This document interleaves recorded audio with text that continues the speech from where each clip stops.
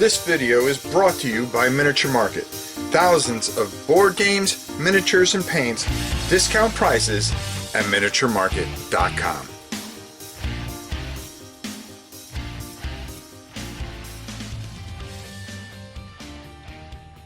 Hey everybody, it's your old pal Rob. So I kind of got a subject today that I want to talk about, and where this kind of fits in is on something that was kind of a head scratcher for me. And the title, it isn't a clickbait thing, because you'll understand once I explain it. I always like to say that because so many things are so clickbaity nowadays that you want to hang yourself to some degree.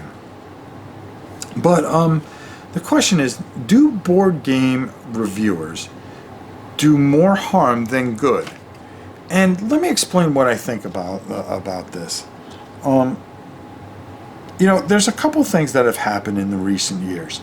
Number one, you went from a very small field, maybe 5-6 years ago or 7 years ago, where maybe there was, maybe I'm exaggerating here, maybe 100 YouTube reviewers and board game reviewers, and to now where it has grown to such a thing. There's thousands of them out there. Everybody, just says, "Oh, I can do this. I can do this." Some really have a passion for gaming. Some see the bright lights and say, "Hey, I want to be recognized at a convention like that guy that I was watching. Hey, I want the free games. Hey, I think I can make some money here." Okay, and want to turn it into business. Is there a wrong answer there? No, not at all. Okay, but it comes down to a couple things here that I really want to talk about and bring up, and how this subject came up to me. I went and recently got a game, and I was very excited to check this game out. And I got it in, and I said, something? I started going through the book. I go, all right, this is giving me a headache. Okay, not because the book was written poorly, it's because I have a hard time reading rules and comprehending them very well until I hear it from somebody that I can go back to the book. So I went out and I looked at a bunch of reviewers, and they made the review, one, about themselves, not the game. Two, they wanted to create clickbait, all right, which is a vastly popular thing to do. Is I'm gonna make some weird faces, and I'm going to get you to watch this video because I'm going to clickbait you into this, whether it's the title, this, that, the other, or however, which is okay, whatever you got to do to get people to watch your videos, I guess. Okay, that's fine. These are two things I can care less about. The third thing is that they hated the game, and they wanted to bash the game horribly for drama, number one. And I saw a couple people that some liked it, some didn't, okay? But the ones that didn't like it, were very snobbish about it, making them seem like they were just so smart and that they've played so many games that only their opinion mattered. And were hurtful about it. So, after I watched a few of these and I kind of got a gist of what the book was about, I read the book, and then I put the game out and I played it. And I really liked it. Now, does that mean that I've got poor taste in games because these hotshots, didn't like it? Or are they doing more harm than good by being... It's one thing to be honest, but you could be honest to a point and say, there have been things that I haven't liked and that maybe other people have liked. And there's ways to go about it and say, hey, something, I hope this game does really well. But, the weaknesses of this game I kind of felt was this, and for me, it didn't work. But there are people out there that might like this.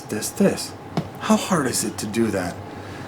Because anytime you really, really get hateful, and I do mean, trying to be snarky and cute, to really go, oh man, he really drilled that company, and then blah blah blah blah blah blah blah. You've heard me on here 1,000 times talk about Games Workshop. I love Games Workshop. But when they do things wrong, I scratch my head and I go, why would you do this? Why? But I always preface this by saying, and people go, well, you're part of the problem. No, because there's a lot of things I really love. The kill teams, the war cries. I want them to reprint things. I don't understand why they make some decisions sometimes to hurt themselves more than help themselves, when I'm rooting for them all the time because of my personal feelings for the historical aspects of their company and the games that they played. Some of the best experiences I've had in my life have been playing games, have been playing GW games. Okay? So I will sit here and sing the praises of them all day long when they get it right in my mind. But when they do something wrong, I will say it, but I will not try to kill them on it. I just, like I always say, I scratch my head. And even that I don't feel is wrong. It's when, you demean the artists, when you demean figures, when you demean rules and things like that. There's ways to do things that are kinder. And I think when you do that, you harm a company. You really do. Because if there's one person that just follows you and looks at that and goes, well, I'm not buying that. And if you have that kind of influence, you have a responsibility to tell people how you feel. But I wonder if if you have that responsibility to be smart enough to care for people and to watch what you say. Now, I've seen certain big channels, and I've been there firsthand, when that person may not like somebody, and they'll give them a bad review, even if the game's decent, because they didn't send them something. They sent it to the other person early. They weren't the first to get the video out to help their thing, and they will intentionally do what they have to give it to try to teach a lesson. So is that helping board game? Is that helping board games? No, that is not. It really isn't. It's doing more harm than good. Okay? And times are tough out there in these small companies. Not the big companies, because people love to trash the big companies because they're big companies. And it creates more views. I've seen it firsthand.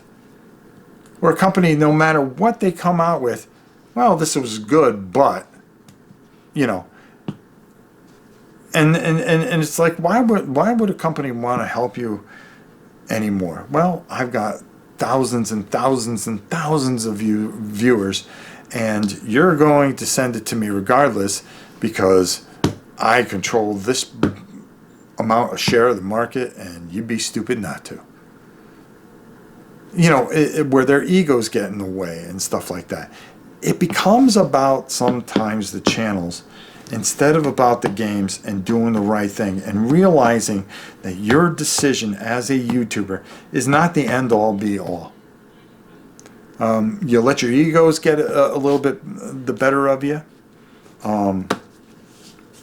There are game companies that I really have a problem with. Especially some of the people, and I just choose not to review their stuff.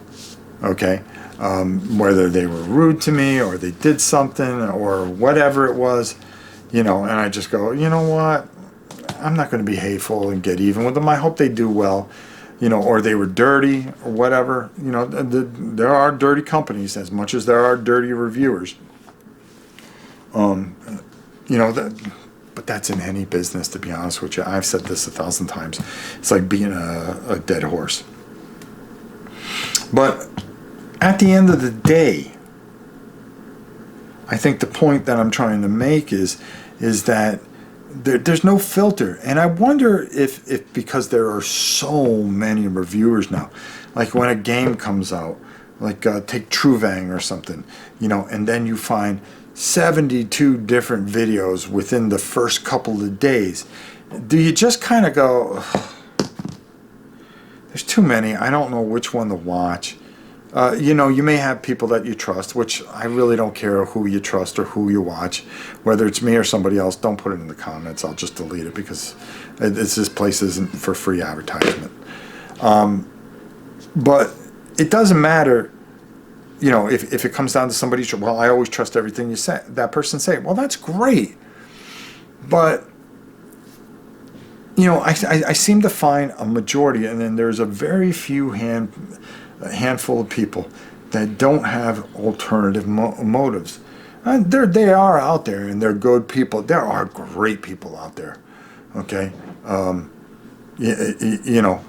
they say nice guys finish last, but hey, sometimes nice guys finish first. And we'll talk about that very soon, because there's an event coming up very soon that I'm going to be singing the praises as this person becomes one of the best of all time for sure. But and I don't have a problem.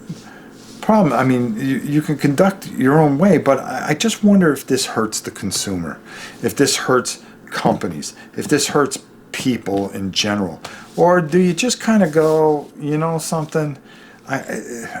Should I rely on more what people say in forums than I should rely on what a YouTuber says? And this includes me. Don't take everything I say, take it with a grain of salt. I give you my opinion. I don't expect you guys to like what I like, but I have a weird sense of what I like. There are things that have such low rating that I really, really enjoy, and I have a lot of fun with. And at the end of the day, isn't that what it's all about, is just having fun with games? You would think so. You would think so. So I would love to hear what you guys have to say about this. Do board game reviewers do more harm at times than they do good?